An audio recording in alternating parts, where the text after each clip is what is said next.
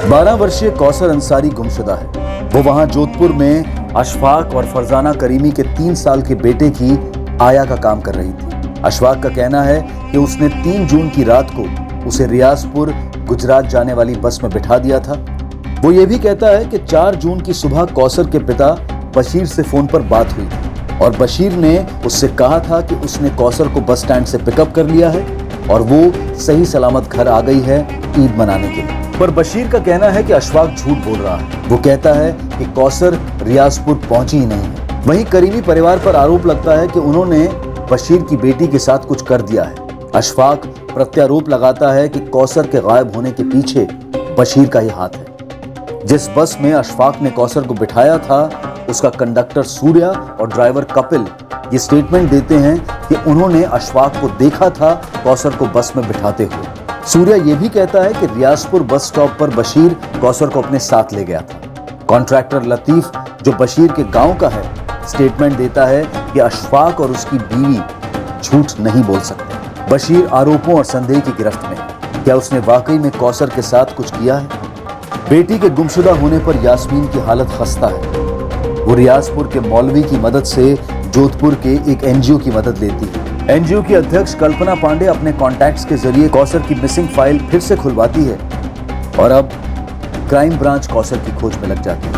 अब इतना तो साफ है कि इस केस में कोई तो है जो कौसर के बारे में झूठ बोल रहा है। ये शख्स कौन है? कौसर को काम पर रखने वाला अशफाक करीमी या फिर उसका अपना पिता बशीर अंसारी?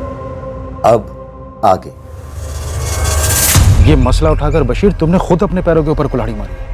भुगतो अब। लतीफ भाई, अगर आपको लगता है इन सब में मैं शामिल हूं तो आपको इतनी फिक्र क्यों हो रही है? इस केस में एक बात काफी स्पष्ट थी कि कौसर के साथ कुछ गलत हुआ था। ये 12 साल की बच्ची कहां थी और किस हाल में थी, ये एक बड़ा परेशान करने वाला सवाल था।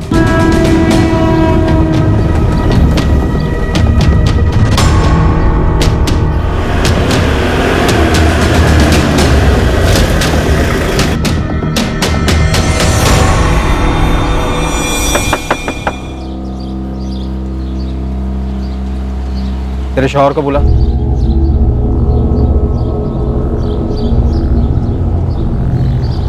तेरे लिए जोधपुर क्राइम ब्रांच आई है।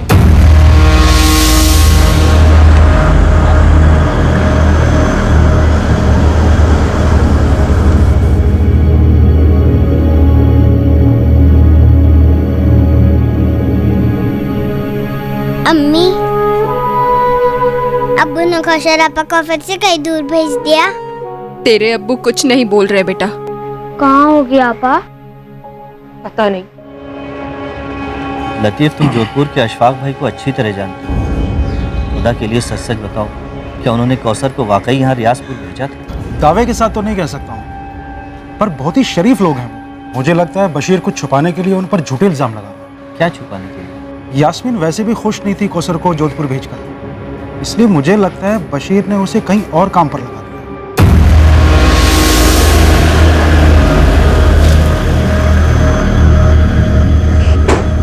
मैंने बशीर से साफ साफ कहा था कि कौसर को अकेले भेजना सेफ नहीं है। फिर भी आपने उसे भेजा?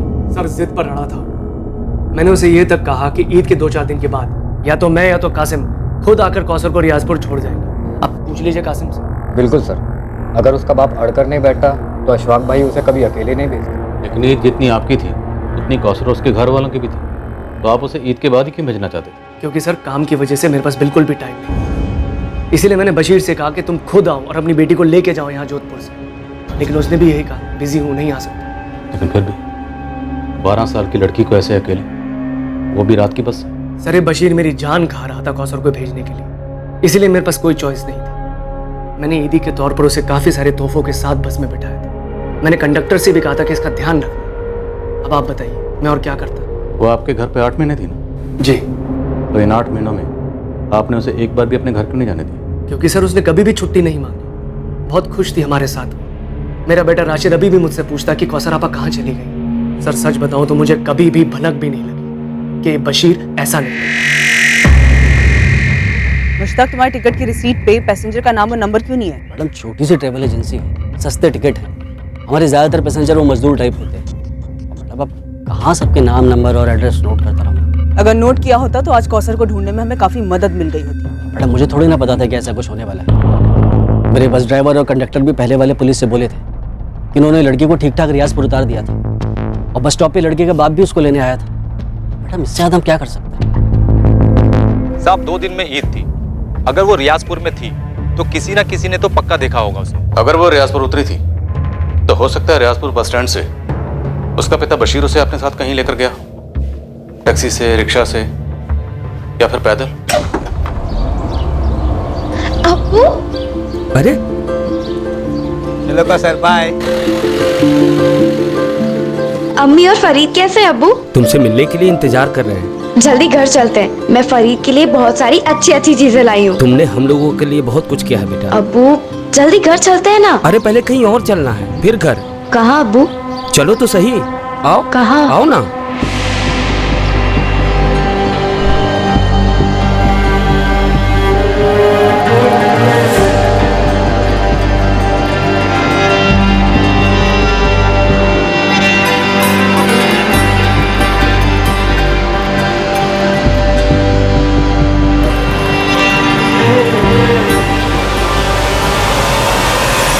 ऐसा भी क्या गुस्सा था कौसर को जो उसे मार ही डाला और अशफाक से पैसे भी निकलवाने चाहे?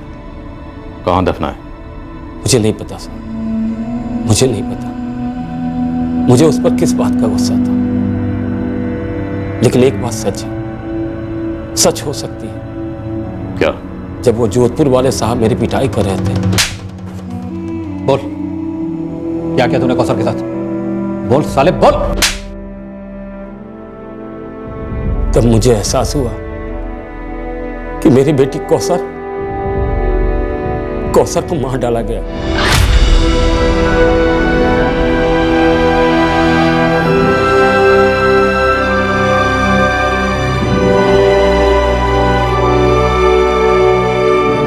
ये अशफाक कातिल है मेरी बेटी का साहब,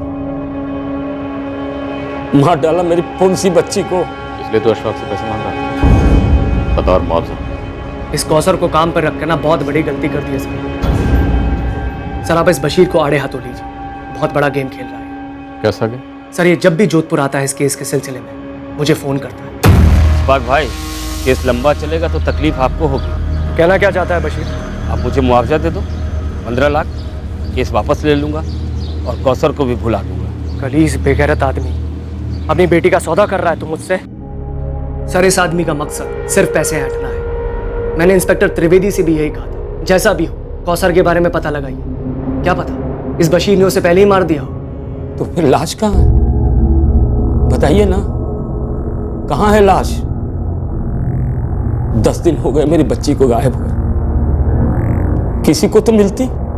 तू बता दे। क्या बताऊं सर, गरीब आदमी, इसलिए मेरी जवान की कोई कीमत नहीं है। पर अशफाक भाई मुझ पर वाहियात इल्जाम लगाएंगे, आप इसे सच मानेंगे? तेरी बात भी सच मानेंगे, लेकिन सच बोल के तो देख। क्या बताऊं और क्या देखूं साहब, 4 पैसे घर में आएंगे यही समझकर मैंने अपनी बच्ची को भेजा लतीफ के भरोसे। अब वही लतीफ मुझ पर उंगली उठा रहा है, ऊपर से कहता है बशीर कि सब बड़े पुलिस वाले के पास चला गया। तुम्हें बहुत तकलीफ होगी, हो रही है साहब, हो रही है, क्योंकि सारी दुनिया समझती है कि मैंने अपनी कौसर के साथ कुछ कर दिया। तेरे हिसाब से पूरी दुनिया झूठी है। वो बस कंडक्टर, उसका कहना है कि जोधपुर से अशफाक ने कौसर को बस में चढ़ाया था और अगले दिन सुबह रियाजपुर बस स्टैंड से तू कौसर को लेने भी आया था। उस बस कंडक्टर की तुमसे क्या दुश्मनी? वो झूठ क्यों बोले? पैसा बोलता है सर। अब मुझे देखिए, 4 पैसे की लालच में मैंने उन लोगों पर भरोसा किया, सौंप दिया अपनी बच्ची को उनको, और देखिए क्या हालत की उन्होंने उसकी। तेरी बेटी तो 8 महीने से घर आई नहीं, तो तुझे उसके हाल का कैसे पता? वो लोग उसे नहीं आने देते थे, लेकिन मैं तो मिलने आया था। तू कब आया था उस समय? अप्रैल में।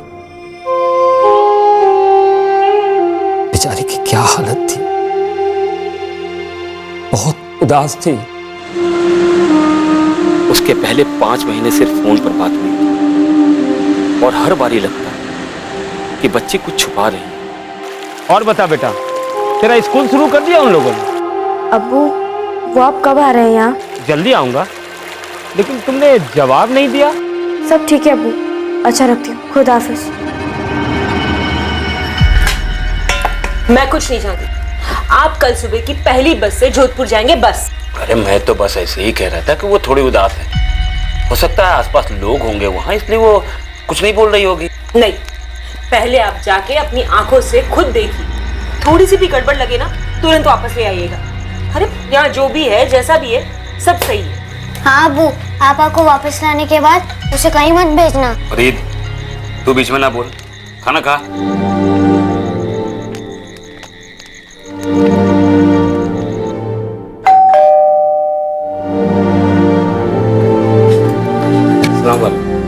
अरे बशीर, एकदम अचानक से? जी बस रहा नहीं गया, बुलाइए ना कौसर को। रुको बुला।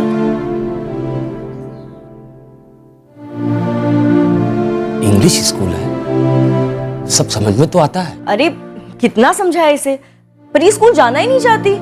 पर बात तो ये हुई थी कि कौसर अच्छे स्कूल में दाखिल होगी। हाँ एडमिशन हुई थी, पर एक हफ्ते बाद इसने जाना ही बंद कर दिया। कहती है घर पे रहना अच्छा लगता है इसे, है ना कौसर? मैं समझ गया कि फरजाना बहन के सामने कौसर सहमी हुई है, तो मैं उसे बाहर ले आया। अब बोल, स्कूल क्यों बंद कर दिया? अब्बू ये लोग पूरा दिन मुझसे काम करवाते हैं, घर के सारे काम।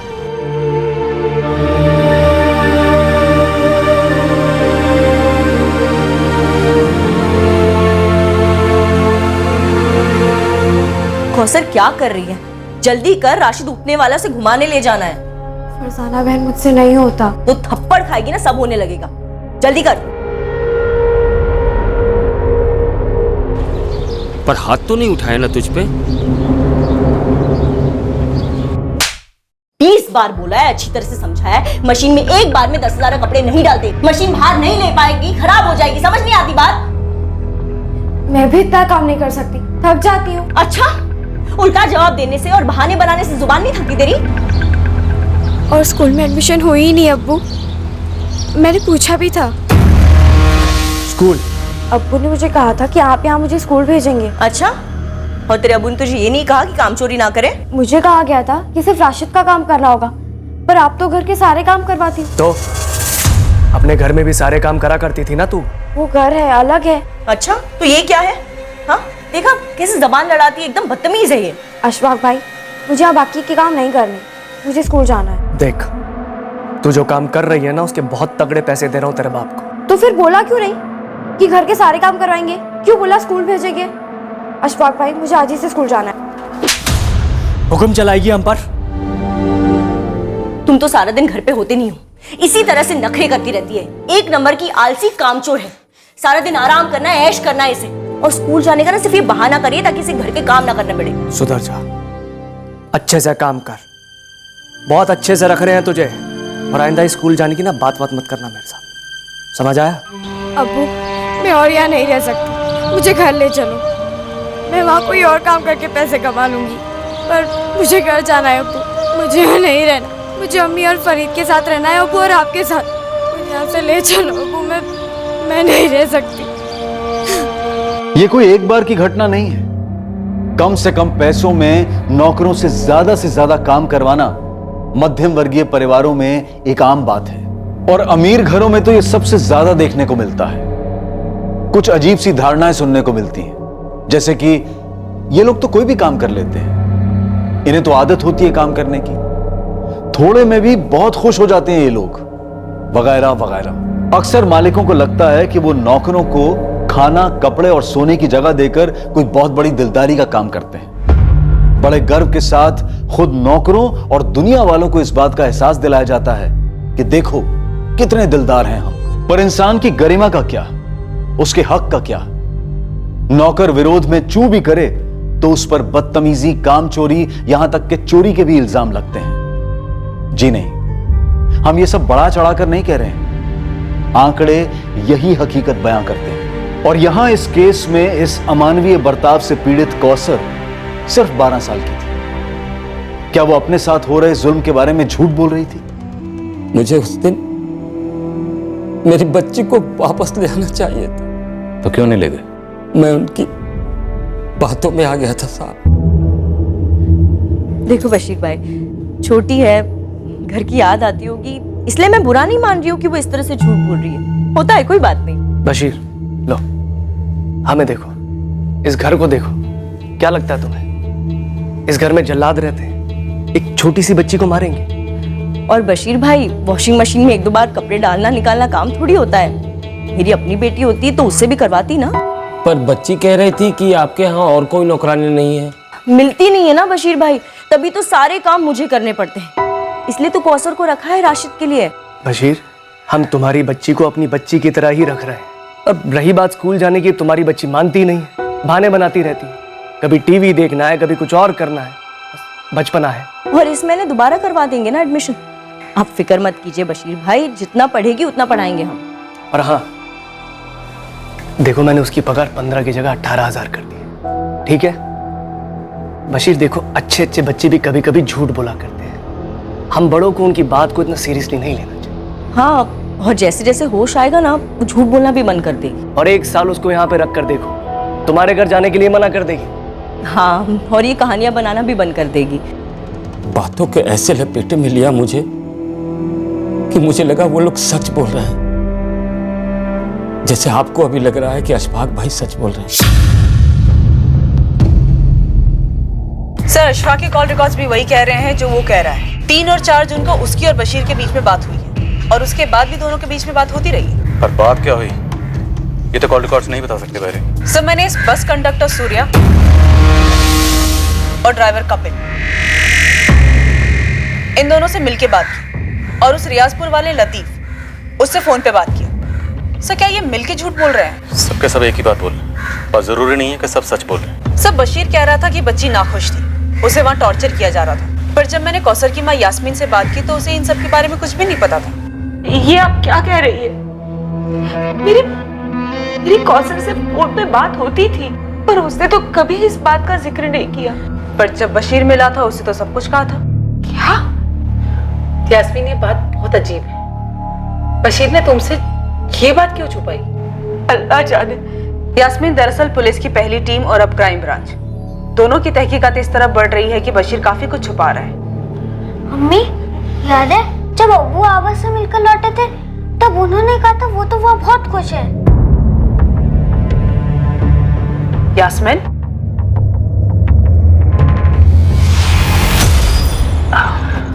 कौसर काफी खुश है वहाँ, और वो लोग भी उससे काफी खुश हैं। और स्कूल सब बढ़िया चल रहा है। गए तो ले ही आते ना। अरे पगले, सिर्फ मिलने गया था, ऐसे कैसे काम के बीच में ले आता? कुछ ही दिनों के लिए ले आते। तरस गई हूँ उसे देखने। मैं भी। थोड़ा इंतजार करो, ईद हमारे साथ ही मनाएगी कौसर। यास्मीन, हमारे पास इस बात का सबूत है कि अशफाक करीमी ने 3 जून को कौसर को बस में बिठाया था। वो रियाजपुर पहुंची भी थी और बशीर उसे वहां लेने भी गया था। ऐसा कैसे हो सकता है? अब्बू इतना झूठ नहीं बोल सकते। तो फिर कितना झूठ बोल सकते हैं बेटा, बताओ? यास्मीन, तुम्हें कभी ऐसा नहीं लगा कि बशीर तुमसे काफी कुछ छुपा रहा है? नो, मुझे नहीं लगता बशीर झूठ बोल रहा है।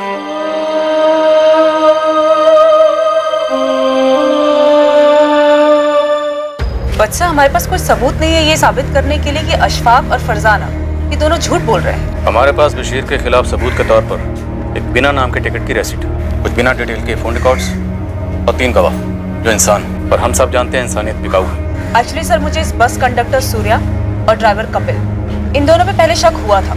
इस बस का लास्ट स्टॉपेज है अहमदाबाद। मैंने वहाँ पे अपनी एक टीम एक्टिवेट कर दी है ये जानने के लिए कि कहीं ये दोनों किसी रैकेट में तो शामिल नहीं है। रैकेट बिजली की तरह काम करते हैं। घर भी वक्त निकला जा रहा है। बच्ची कौसर कहाँ है?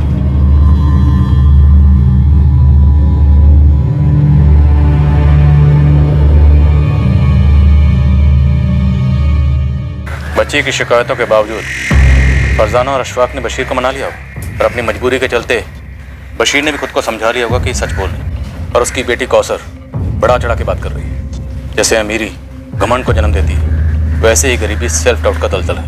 I am sorry sir, but आप इस केस को अमीरी और गरीबी के चश्मे से देख रहे हैं। जो शायद इस केस की हकीकत ना हो। हकीकत एक ही है, पैसा। पैसे से बड़ी कोई रियलिटी नहीं। पैसा कुछ अमीरों को एक फीलिंग देता कि कुछ भी खरीद सकते, सच्चाई को भी। और गरीबी इंसान को इतना मजबूर कर देती है कि एक छोटी बच्ची बुरी तरह से एक्सप्लॉइट हो रही है, फिर भी उसे घर वापस नहीं ले जाएगा। अगर अप्रैल में उसे वापस भेज देते ना तो बेकार की टेंशन नहीं होती। तुमने अगर राशिद का ध्यान ठीक से रखा होता ना तो वो लड़की इस घर में होती ही नहीं। वाह, तुमने तो बहुत हेल्प की ना मेरी, सारे कामों में बहुत हाथ बटाया तुमने। मेरे पास कोई और काम तो है नहीं, पैसे तो पेड़ पे उगते हैं ना। अशफाक, बच्चे संभालना कोई बच्चों का खेल नहीं है। एक दिन बच्चे का काम और घर का काम करके देखो, फिर बात करना। और वैसे भी अब तक तुम नई नौकरानी अरेंज नहीं कर पाए हो और बात कर रहे हो इतनी। अरे नौकर नौकरानी टिकेंगे कैसे? हमारे घर में हालत देखी क्या करके रखती हो, मशीन की तरह रखती हो उनको, पूरा निचोड़ देती हो। इस झमेले में फंसे ना हम, सिर्फ तुम्हारी वजह से फंसे। सिर्फ मेरी वजह से? हाँ, तुम्हारी वजह से। तुम्हारी वजह से बशीर हमारा खून पी रहा है। और एक ये तुम्हारा निकम्मा भाई, एक काम ठीक से नहीं होता इससे। हाँ, अब तो तुम इस पर इल्जाम लगाओगे, खुद को बचाओगे ना? हाँ कासिम बोल। अशफाक भाई, ये नई पुलिस टीम लियाकत और शमशेर को उठा के ले गई है पूछताछ के लिए। उन्हें क्यों? मैं क्या जानूं अशफाक भाई, लेकिन कुछ ज्यादा ही फुदक रही है ये नई टीम। तो वो दोनों अभी कस्टडी में है? हाँ, ये गफूर आया है, उसने बताया कि उनको उठा के ले गए। क्या हुआ? अरे होना क्या है, बैंड बज रहा है हमारा।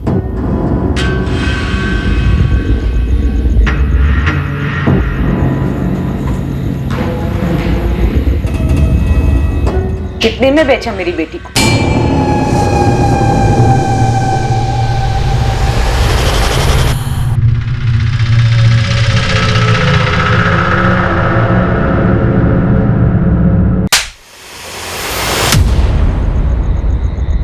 अब्बू पर हाथ उठाएगा?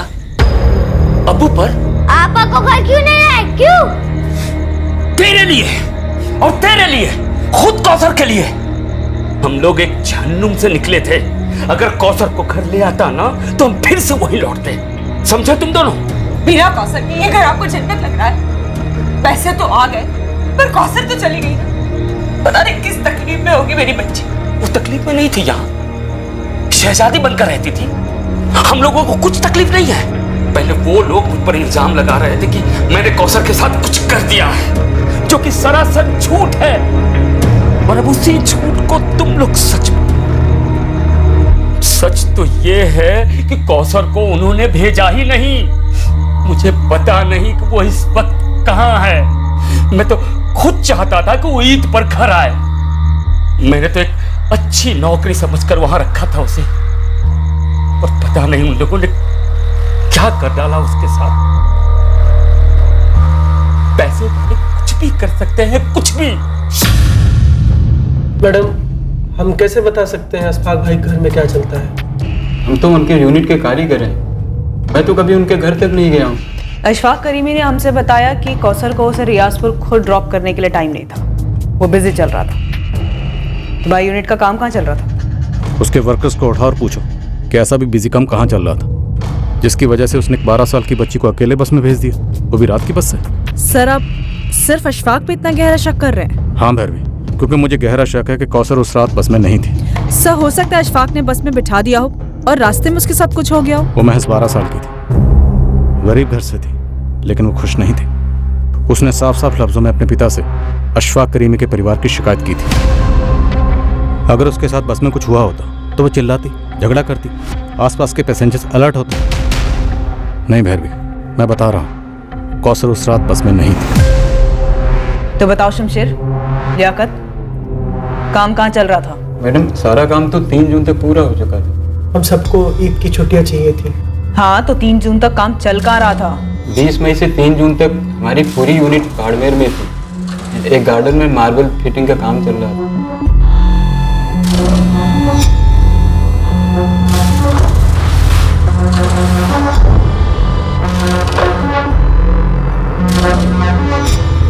पार्टी अशफाक भाई की खास थी। हम पूरी ताकत लगा रहे थे ईद के पहले काम पूरा करने की। हमने 2 तारीख तक सारा काम निपटा लिया था। तो अशफाक करीमी ने हमसे झूठ बोला कि उसके पास कौसर को रियाजपुर ड्रॉप करने का टाइम नहीं था? मैडम, वो सब हमें नहीं मालूम। उनकी निजी जिंदगी है मैडम, हमारा कोई ताल्लुक नहीं। कौसर के साथ क्या हुआ था ये बहुत पहले पता चल सकता था। ठीक उसी वक्त जब मिसिंग कंप्लेंट दर्ज हुई थी, जब इन्वेस्टिगेशन पहली पुलिस टीम के हाथ में थी, एक अहम सुराग नजरअंदाज हो गया था। पर सवाल यह था कि यह नजरअंदाजी गलती से हुई थी या फिर जानबूझकर एक गुनाह पर पर्दा डाला गया था।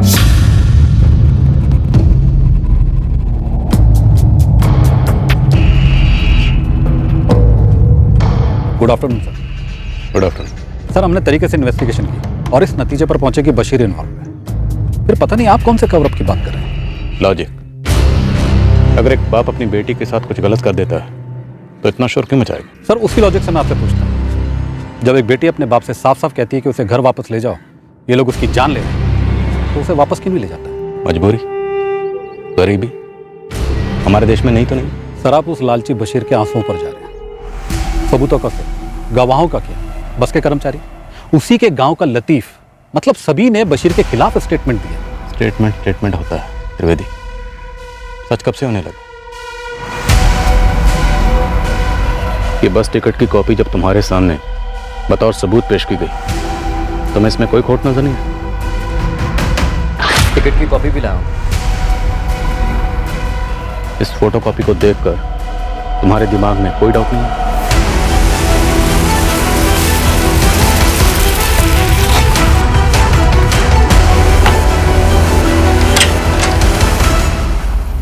लतीफ अब्बासी, जोधपुर क्राइम ब्रांच तुमसे कुछ बात करना चाहती है। किस बारे में सर? 3 जून की रात को अशफाक ने तुम्हें कॉल किया था ना? हाँ, किया था। उसी बारे में बात करनी है। चलो। अरे मालिक, मुझे क्यों घसीट रहे हैं सब में? जो सच था वो तो मैंने बता दिया ना आप सबको। अरे सब ये सब क्या हो रहा है? मैंने सच ही बोला था आप लोगों को, जैसा हुआ था वैसा ही बोला था साहब। मुझे कुछ भी नहीं पता उस लड़की के साथ क्या हुआ साहब। मैं सच बोल रहा हूँ साहब। ये सर मेरा ट्रैवल का काम है। मैं टिकट काट कर लोगों को बस में बिठाकर आगे भेजता हूँ बस। लेकिन लड़की बस में बैठी ही नहीं। इसमें मेरी क्या गलती? तो तेरे ड्राइवर और कंडक्टर ने कौन से हिसाब से बोला कि वो बस में चढ़ी और रियाजपुर जाके उतरी? अब सर ये तो आप ये लोगों से जाकर पूछिए ना। इसीलिए तुझे लेके जा रहा हूँ, तेरे सामने पूछूंगा। चलो। त्रिवेदी, घिन आ रही है पूछने में, पर मजबूरी है। कितने में सौदा हुआ था अशफाक के साथ? सर, आप मुझ पर बेबुनियाद आरोप लगा रहे हैं। घिन तो उस बाप को आनी चाहिए जिसने अपनी बेटी की जिंदगी को पैसों की खातिर दाव पे लगा दिया। तुमने क्या किया उस जिंदगी को बचाने के लिए? ढूंढ क्यों नहीं लिया कौसर को? पता क्यों नहीं किया कि 12 साल की मासूम जिंदगी के साथ क्या हुआ? आओ उस्मान। सर, बच्ची रियाजपुर कभी पहुंची ही नहीं। बीच रास्ते में उतारी गई? शायद बस में कभी चढ़ाई भी नहीं गई। लेकिन बस के ड्राइवर, कंडक्टर, सबका स्टेटमेंट कि बच्ची बस में चढ़ी थी और अगले दिन रियाजपुर बस स्टैंड से बशीर उसे कहीं ले गए। नामुमकिन है सर। रियाजपुर बस स्टॉप पर एक गवाह नहीं मिला है जो ये कह सके कि हाँ उसने बच्ची को देखा। और आखिरी बस स्टॉप अहमदाबाद, मेरे लड़के बोले किसी ने लड़की को नहीं देखा। बहुत फोटो घुमाई, एक टिप तक नहीं मिली। ये बस टिकट की कॉपी मुझे पहले दिन से खटक रही है। कोई मामूली से बस टिकट की फोटो कॉपी क्यों कराए? सबूत के लिए ना सर, कि उसने पैसेंजर के लिए टिकट खरीदी है। पर सबूत की जरूरत क्यों महसूस हुई? क्या उसे पहले से पता था कि लड़की के साथ कुछ हो सकता है और उसे पुलिस के सामने सबूत पेश करना पड़ेगा जो उसने झट से किया?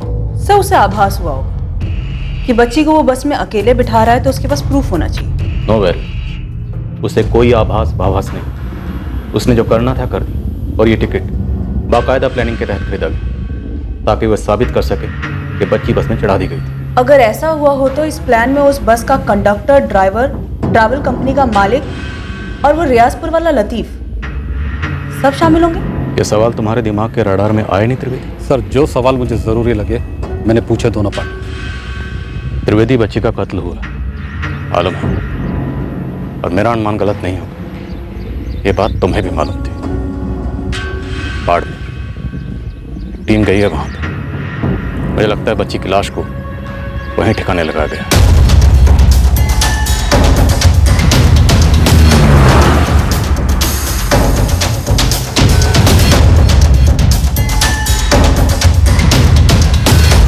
शमशेर, लियाकत, हमें लगता है कि तुम दोनों जानते थे कि लड़की मारी गई थी।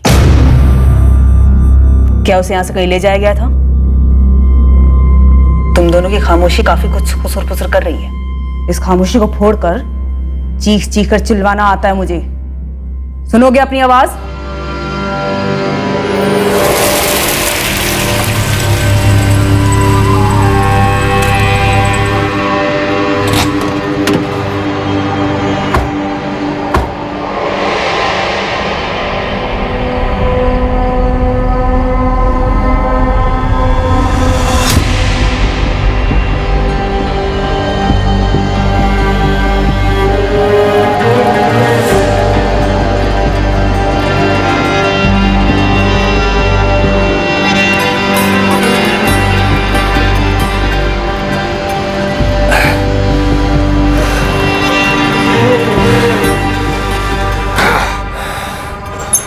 तुम लोगों को एक मार्बल रिप्लेस करना है, बाकी कासिम संभाल लेगा। समझे तुम लोग?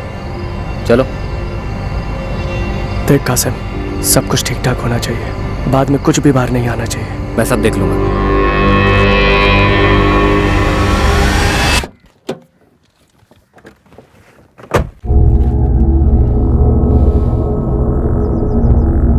लड़की वापस नहीं आने वाली, मारी जा चुकी। जो मारे जाते हैं वो खुद के लिए इंसाफ की गुहार नहीं लगा सकते। उन्हें इंसाफ दिलाना हम जिंदा लोगों का फर्ज है। तुम जिंदा हो त्रिवेदी?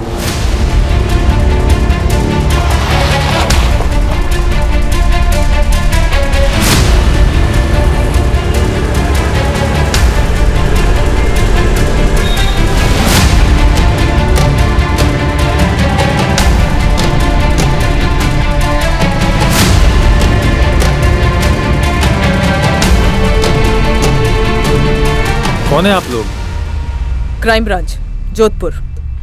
बता शमशेर, कहाँ है कौसर?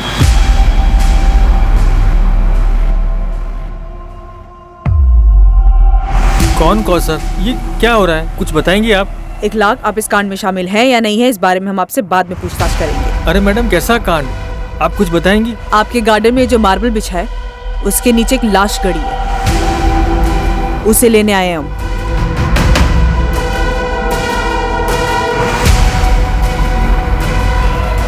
ये सही है, इसी को रिप्लेस करेंगे। शुरू हो जाओ।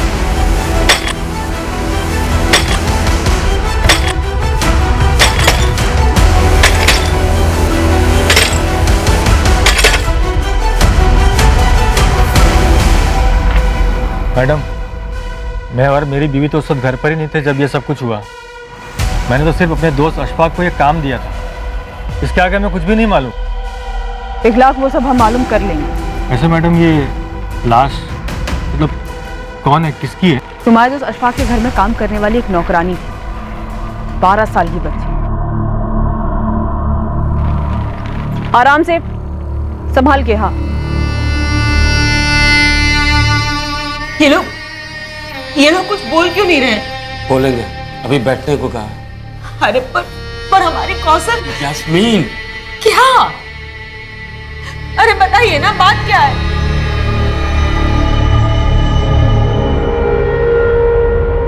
मैडम, आपको दिखाई नहीं दे रहा है मेरे बच्चे की क्या हालत हो रही है? बच्चे के लिए कुछ चीज चाहिए तो बता दीजिए, मंगवा देंगे।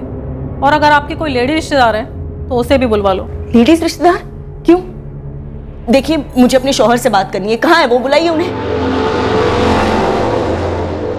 इतनी आसानी से मारकर दफना दिया बच्ची को? सर, मैं मारना नहीं चाहता, पर उसने मुझे मजबूर किया और मैं फंस गया।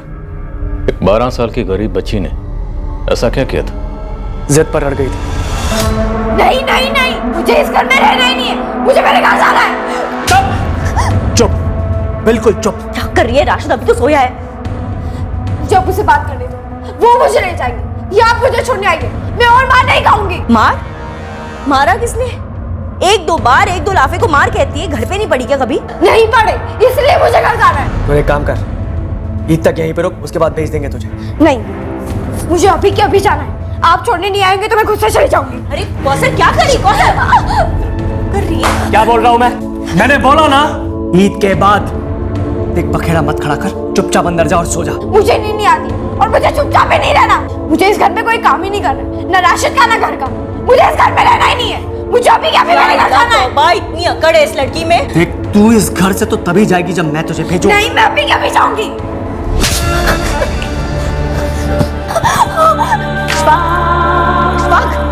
अशफाक, मुझे उल्टा जवाब देगी तू? छोड़ो उसे, अशफाक मर जाएगी वो।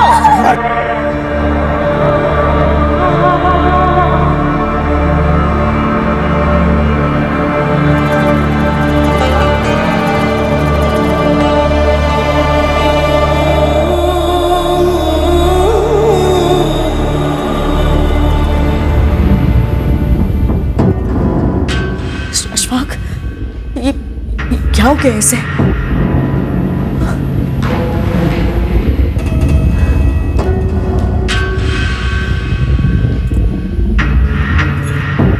अशफाक, ये सांस नहीं ले रही है। मार डाला तुमने इसे।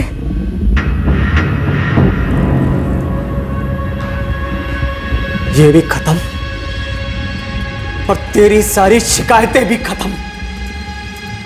यहाँ भी मैं जिम्मेदार हूँ। हाँ, मैंने कहा था मार डालो इसे। तो और क्या करता मैं? तुम्हें मार देता या मैं खुद को मार डालता? जिस तरह हमारी मार्बल की फैक्ट्री में इलेक्ट्रिक कटर की आवाज होती है ना, मेरे घर में रोज वैसी आवाजें होती थी। एक तरफ फरजाना की बकवास हुई, दूसरी तरफ इस कौसर का रोना धोना। बस उस रात दिमाग घूम गया मेरा। सर उस रात तो मैं वहाँ था भी नहीं। अशफाक भाई ने फ़ोन किया, बोले ऐसा ऐसा हुआ है, अब क्या करें? देखिए राजपूत साहब, मैं आपके साथ मोलभाव नहीं करूंगा। आप जो रकम बोलेंगे उस पर डन करूंगा। कैश चाहिए, ज्वेलरी चाहिए, जो चाहिए बताइए। तुम्हारा बच्चा बशीर और यास्मीन तुमसे तुम्हारा बच्चा मांगे तो जान के बदले जान। सर वो लड़की अब नहीं रही, ठीक है ना? कौन सा उसके घर वालों पर पहाड़ टूट गया, उल्टा खाने वाला एक मुंह का मुंह है। तुम दोनों भी नहीं रहोगे ना, तो तुम्हारे घर वालों पर भी कोई पहाड़ नहीं टूटेगा, बल्कि इस धरती का बोझ कुछ कम होगा।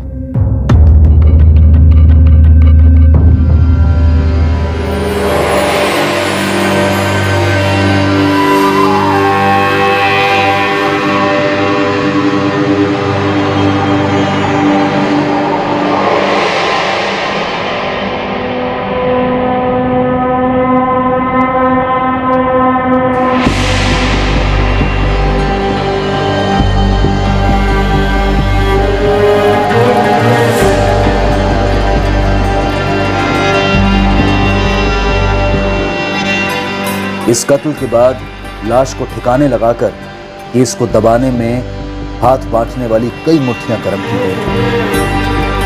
भरपूर पैसा खर्च किया गया था इस झूठी कहानी को रचने में कि कौसर जिंदा थी और घर भेजी गई थी। आना नहीं चाहिए किसी को, लेकिन अगर पुलिस आई पूछने तो तुम दोनों को मालूम है क्या बोलना और उस पर अड़े रहना। सब सेट है भाई, लेकिन एक बात है जो मुझे अभी सूझी। क्या? वो रियाजपुर वाला लतीफ अब्बासी। तुम्हें बोलना कि तुमने रियाजपुर में कौसर को देखा था बशीर के साथ। सवाल ही नहीं उठता अशफाक भाई, ये तो बहुत बड़ा झूठ हुआ, बुरा फंसूंगा। कैसे? मियाँ, ईद का टाइम है, अगर मैं ये कहूं कि मैंने देखा है, मेरे अलावा तो और किसी ने नहीं देखा होगा। लेकिन हाँ, एक काम हो सकता है। क्या? जल्दी बोल। आज रात को आप मुझे फोन कीजिए और बोलिए कि आपने बच्ची को बस में बैठा दिया है। मैं पुलिस के सामने यही सब बोलूंगा। झूठ के इस दिए को जलाए रखने के लिए पैसों का भरपूर तेल पिरोया गया था।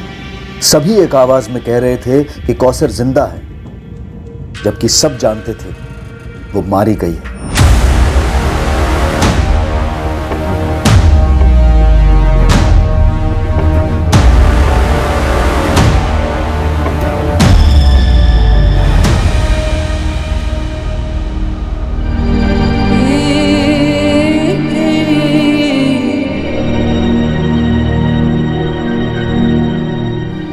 क्या हुआ साहब?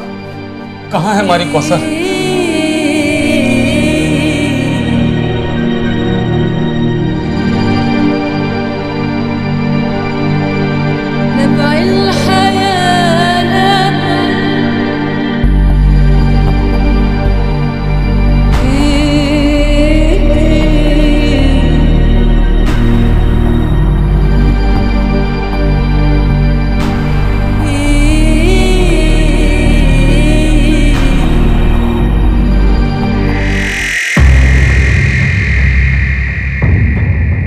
माँ बाप ने आइडेंटिफाई किया सर, कौसर अंसारी ही है। चार्जशीट में एक भी लूप होल नहीं रहना चाहिए, मैक्सिमम सजा दिलानी है इन्हें। बास्टर्ड्स, कैसे 12 साल की बच्चे के साथ कोई कैसे ये सब कर सकता है? सर आई स्ट्रांगली फील कि इंस्पेक्टर त्रिवेदी ने कवर अप किया। हालांकि अभी इस वक्त उनके खिलाफ कोई डायरेक्ट सबूत तो नहीं है, पर सर इस केस को दबाने के लिए इतने लोगों की मुट्ठियां गर्म करी तो ये इम्पॉसिबल लगता है कि इंस्पेक्टर त्रिवेदी जो इस केस के मेन इन्वेस्टिगेटिंग ऑफिसर थे उन्हें घूस ना दी गई। मैं उसके खिलाफ एक डिपार्टमेंटल इंक्वायरी ऑर्डर करता हूं। अगर कुछ भी मिले ना उसके खिलाफ, चार्जशीट में उसका भी नाम जोड़ देना।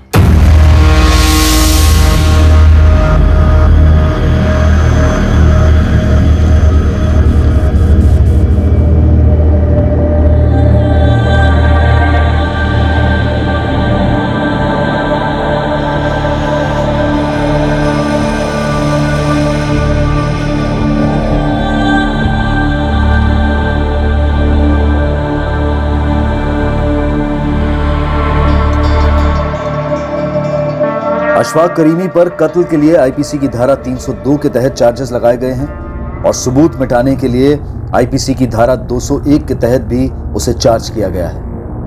कासिम जाफरी और फरजाना करीमी पर आईपीसी की धारा 201 के तहत सबूत मिटाने के चार्जेस हैं। एक 12 साल की बच्ची बड़ी बेरहमी से कत्ल की गई। भयंकर तरीके से उसकी लाश को ठिकाने लगाया गया। कानूनी किताब में यह सबसे बड़ा जुर्म है, मर्डर, हत्या। लेकिन इस केस में एक और जुर्म काफी पहले हो चुका था और वो है 14 वर्ष की नीचे की उम्र के बच्चे से मजदूरी करवाना। आर्थिक मजबूरियों की वजह से गरीब परिवारों के कम उम्र के बच्चों को अक्सर काम पर लगा दिया जाता है ताकि घर खर्च में थोड़ी राहत मिले। पर घर पर काम करने वाले नौकरों के साथ बदसलूकी हमारे समाज की एक शर्मनाक सच्चाई है। सब जानते हैं कि यह होता है, हर दूसरे घर में किसी ना किसी तरीके से होता है। घरों के बाहर भी होता है, जैसे कि होटल्स में, रेस्टोरेंट्स में, पूरी सर्विस इंडस्ट्री में, जहां कुछ लोगों को ऐसा लगता है कि वो वर्कर्स को उनके काम के लिए पैसा दे रहे हैं तो वो जैसे चाहे उनके साथ पेश आ सकते हैं। ये बेहद घटिया सोच है और इसका बदला जाना बेहद जरूरी है। कामगार को वेतन उसके काम के लिए दिया जाता है, उसकी निजी जिंदगी बिकाऊ नहीं है। वेतन देने से कामगार मशीन नहीं बनता और ना ही गुलाम बनता है। दूसरों की गरिमा का मान रखना इंसान की गरिमा का असली प्रतीक है। सीधा सा मंत्र है, सामने वाले से वैसा सुलूक करो जैसा सुलूक आप उससे चाहते हो। अब मैं अनूप सोनी आपसे विदा लेता हूं, फिर मुलाकात होगी। और याद रखें, क्राइम और आपके बीच में सिर्फ इतना फर्क है कि आप कितने सतर्क हैं। सतर्क रहें, सुरक्षित रहें। जय हिंद।